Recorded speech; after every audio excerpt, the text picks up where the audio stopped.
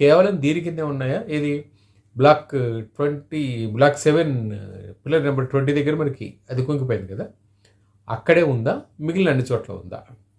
వీళ్ళ లెక్క ఏమిటంటే అట్లీస్ట్ ఒక రిపోర్ట్లో వాళ్ళు చెప్పిన దాని ప్రకారం ఇటువంటి పరిస్థితి అన్నిటి కింద కూడా ఉండి ఉండొచ్చు. ఒకటి.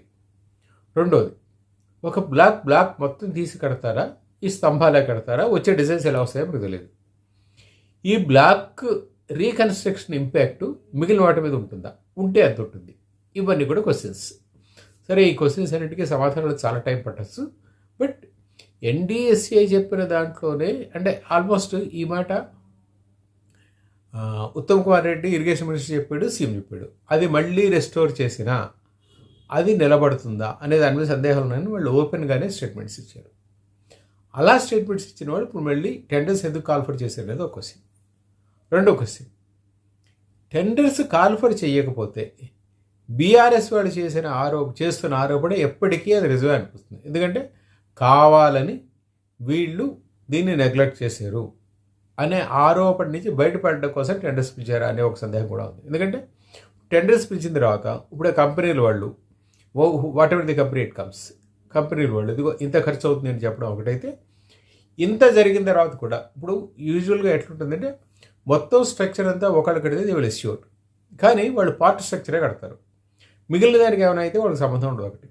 ఈ రెండింటికి మ్యాచ్ కుదురుతుందా కుదరదా అంటే తెలియదు. ఇవన్నీ క్వశ్చన్స్ ఉన్నాయి. There are 101 questions as far as Medigadda, Sundilla and అన్నారు are concern. So we have to wait and see. Okay, government tenders పిలిచింది కనుక రేపు అంటే బీఆర్ఎస్ వాళ్ళు చేసిన ఆరోపణకి, బీఆర్ఎస్ వాడితో మాటలకి ఇప్పుడు సమాధానం చెప్పుకోవాల్సింది గవర్నమెంటే. అంటే మీరు నిజంగా దీన్ని రెస్టోర్ చేయగలిస్తే ఈ 2 ఏళ్ళు ఎందుకు పడవ పెట్టారు అనేది question. That's what the question is being asked by Harish Rao, KTR and other leaders. కావాలని వీళ్ళు దీన్ని పక్కన పెడుతున్నారు అనేది వాళ్ళది.